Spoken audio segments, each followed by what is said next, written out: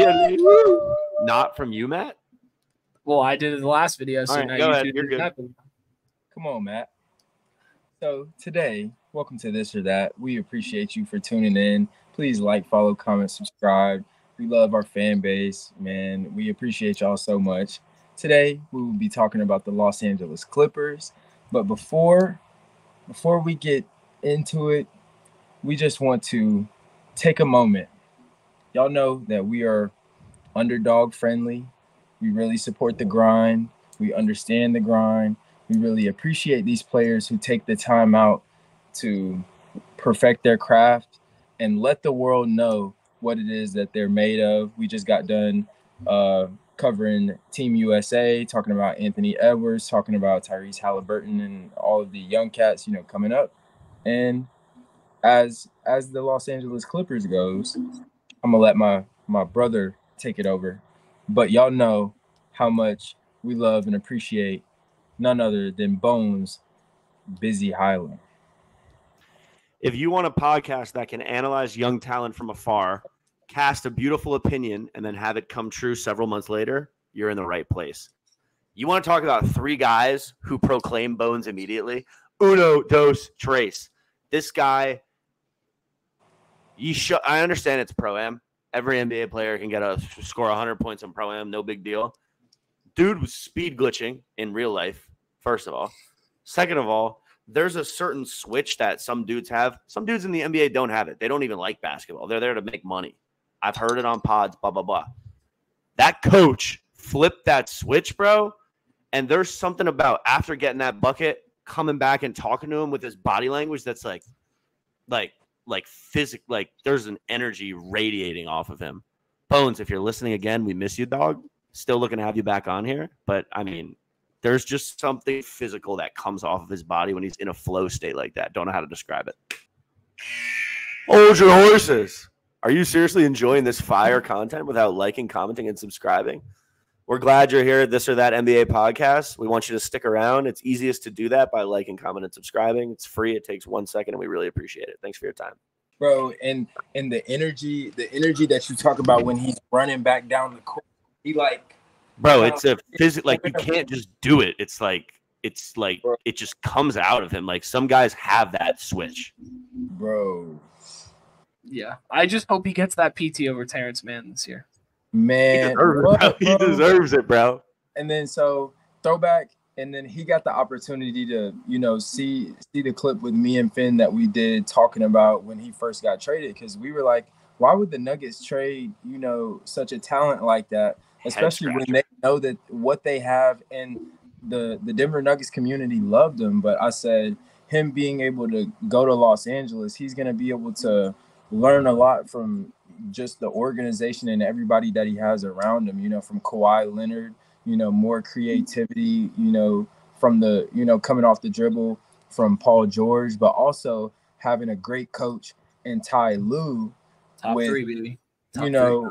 With being able to understand that he's a young cat who can go out there and go get his own bucket. So having all of these different players around you that's going to help evolve your game defensively, offensively, intellectually, and then also being able to learn from a coach who's going to allow you to be yourself on the court and be your personality.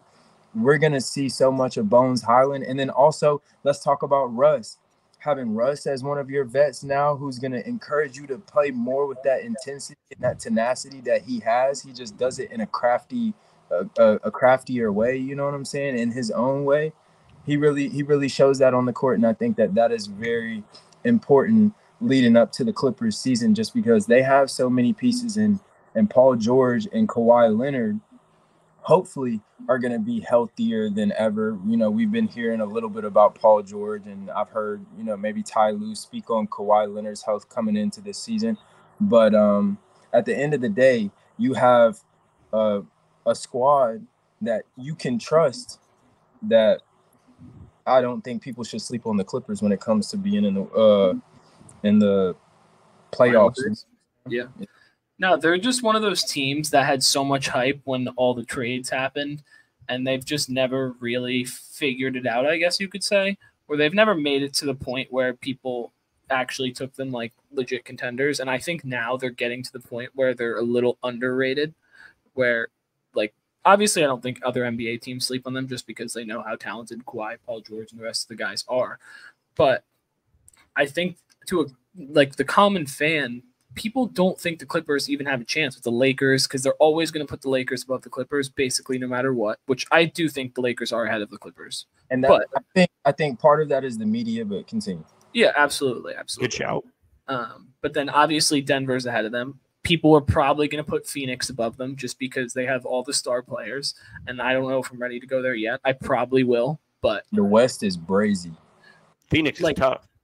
Do I put them above Memphis? I don't know. That's what I'm saying. There's a lot of unknowns with the Clippers, and I really hope health is the number one thing. And if they stay healthy, they'll be able to be one of those top 5 teams that I was literally about to say. I think they can be a top 4 team if they're completely healthy. No reason they can't be. Yeah, Paul George and his pod, definitely. I think it was the one with Kenyon Martin Jr., who they just signed. But he was saying how, like, it's gotten to a point now where, like, we don't even, like, they didn't care about the regular season, and they were, like, trying to go and, like, just get to the playoffs and then make something happen from there. But all the work that happens leading up to it is just as important as the playoffs. And I think that's what a lot of people don't understand because everyone's like, oh, the NBA regular season doesn't mean anything. Like, it's 82 games, all that kind of stuff. The stuff that happens in the regular season is very closely connected to the playoffs. If you look at all the numbers of, like, team stats going into it, there's so much stuff. Like, if you're a better rebounding team than the other team, like, that's a huge, huge thing. And, like, you don't just flip a switch and start to rebound. You don't. It just doesn't happen. It's either has to be there or it's not. And that's the thing the Clippers have been trying to do, and I think that's really held them back. 100. I love the narrative that I think a lot of people who know ball and appreciate ball are understanding that when Kawhi Leonard is healthy, unquestionably, he is top 6, top 5 in the league. Top 10, 100%. No, I can even get behind your first take. I would say, yeah, top 10 fully healthy. I could agree with that. I don't know if I can go top 5 right now. But. They just have so many weapons. And again, we just talked about it, and it's not to over-highlight a minute detail, but even a guy like Bones is a good example. They got dudes in the rafters. Yeah, they just have a lot of, like, different guys that can do a lot of different things. I mean, they got dudes stashed all over that roster.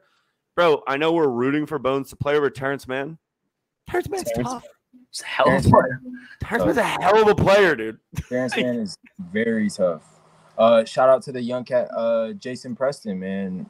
Dog, you know, in the way that he has a vision for the court, you know, coming from a point guard's perspective, reminds me a lot of, you know, Tyrese Halliburton's journey and how he's developed to be the star player that he is, you know, playing, you know, and representing the USA. I think that Jason Preston has the potential to really level up and become that player as well, you know?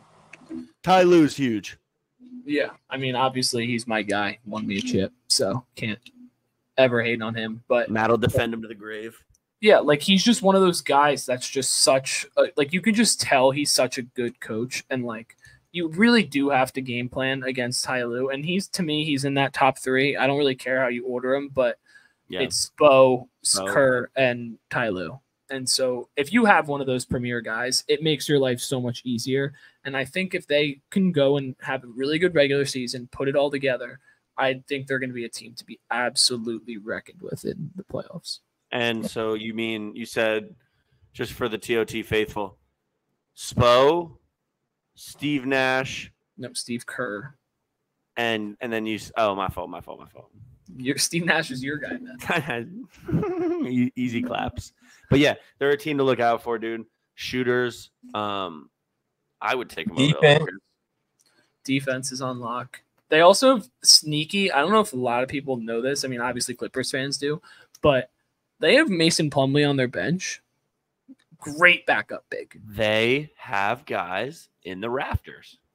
Look, what Zubats dropped? What, 59 or what did he drop last season? He did something. He had a 20-20 game, I think, or like a 30-20 game. Like, Zoo is tough. Zoo is definitely tough. I like Paul George speaks highly of him. Hold on. and we can't even brush over. Y'all know I'm A-Town, but you know we represent the North. Shout out to the North. Shout out to Devin Vassell, but also shout out to Brandon Boston Jr. Watch out for the young cat. You know you got plenty of, bro. That's another one. You got plenty of dogs. We breed them over here. You know what I'm saying? So y'all look out, bro. I'm telling you. Yeah. Always finds a way to get the shouts out to Devin Vassell up. Yeah, they're definitely a veteran-heavy team, but they've went and moved more to having a good mix between young and old guys. So, like, if you think about last season or the season before that, they were just so veteran-heavy. Yeah. And they kept trying to do, like, Batum's there, obviously, but they just kept trying to fill guys. Like, they signed Eric Gordon mid-season. Like, they just tried to fill, like, little voids with, like, veteran guys. And I think at a certain point that just doesn't work because you need that young legs juice. You need all that, especially if you're trying to make a run, because you're not going to have guys that are 35 years old really make a difference in a long playoff series or run. So having guys like Bones, Terrence Mann step up are going to be huge for the Clippers. And obviously, as we've probably said 100 times, health with these guys. Fourth quarter crypto, I got my tool in. Yeah. I would also say, just to put a bow on it about a squad like this, Brandon Boston Jr. is the last guy we talked about in like a 10, 13, 12-minute conversation, whatever it was, and he is fucking tough. Tough. So, wasn't he ripping apart the G League last year or something? Bro, killing. So, yeah, I mean, I'm hyped for the Clippers. Let's get our classic record predictions. I'll read the number, but obviously we have to see what the number is first. So let me get that up. But what's your initial feel? What do you think the line should be?